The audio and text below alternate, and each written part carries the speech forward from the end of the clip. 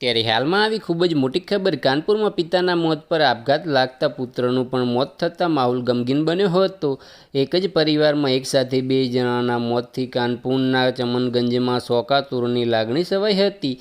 પિતાના મૃત્યુ બાદ તેમના મૃતદેહને એમ્બ્યુલન્સમાં ઘરે લઈ જતી વખતે પુત્ર બાઇક પર પાછળ આવી રહ્યો હતો, ત્યારે પિતાના મોતનું દુઃખ સહન ન થતાં પુત્રએ રસ્તામાં જ હાર્ટ એટેક આવ્યો હતો।